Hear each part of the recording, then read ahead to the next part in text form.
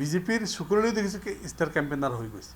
তো অখিল গগৈ ঠিক তেনেকুৱা ধৰণৰ সংগঠন নোহোৱাকৈ তেখেতে ক'ৰবাত গৈ আছে। বাই ইলেকশ্যনত আমি দেখিছোঁ যে কংগ্ৰেছে যথেষ্টখিনি বিহালী আৰু চামগুৰিত এটা ভাল ফল কৰিব বুলি অনুভৱ হৈছে।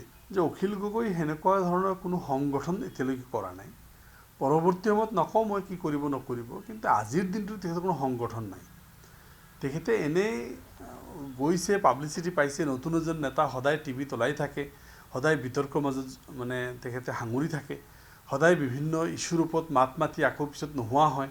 তো তেখেতক মানে মুখ্যমন্ত্ৰী কথা পাতিলেও তেখেতে জেং পাতি উঠে।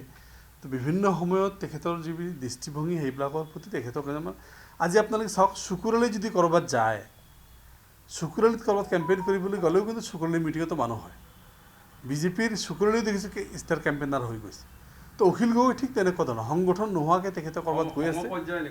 নাই নাই, সময় পৰ্যায় বুলি নকওঁ। অখিল গগৈ এজন সংগ্ৰামী নেতা। অখিল গগৈ আজিৰ দিনত এজন বিধায়ক, তেখেতৰ এটা দল আছে।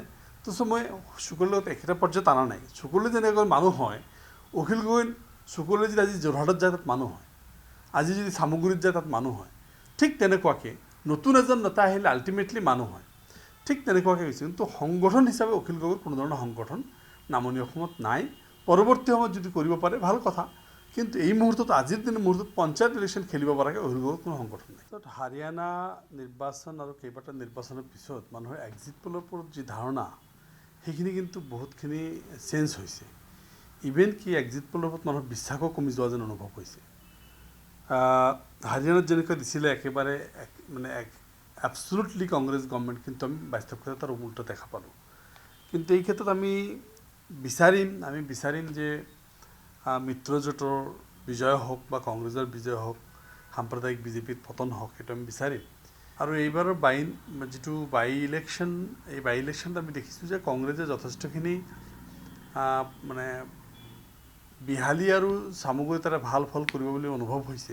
হয়, যিহেতু বিজেপিয়ে 5খনৰ ভিতৰত 5খনে দাবী কৰিছে, কিন্তু আমি কংগ্ৰেছৰো যদিও কংগ্ৰেছে কেইবাখনো 4খনমান দাবী কৰি আছে, কিন্তু আমি 2খনত কিন্তু কংগ্ৰেছৰ এটা সম্ভাৱনা দেখিছোঁ। পঞ্চায়ত নিৰ্বাচনৰ কাৰণে আমাৰ দলে শক্তিশালীভাৱে প্ৰচেষ্টা আমি অব্যাহত ৰাখিছোঁ। আমি প্ৰতিটো জিলা কমিটি, সমষ্টি কমিটি, আঞ্চলিক কমিটি আৰু বুথ কমিটিত আমাৰ কাম চলি আছে। আৰু আমি এইবাৰ বেছি প্ৰচাৰ কাৰণে বেছি আগবাঢ়ি যোৱা নাই। আমি অলপ গোপনভাৱে কাম কৰিব বিচাৰিছোঁ। আৰু আমাৰ কাম পূৰ্ণগতিত চলি আছে। আজিও আমাৰ সন্মানীয় সভাপতি ডাঙৰীয়া 5টা বজাত জুম মিটিং আছে। প্ৰতিটো জিলা কমিটিৰ সভাপতি সম্পাদকৰ লগত জুম মিটিং হ'ব। ক'ত কিমানখিনি মানে শক্তিশালী স্থিতি গ্ৰহণ কৰিছে সেইখিনি তেখেতে বুজ ল'ব।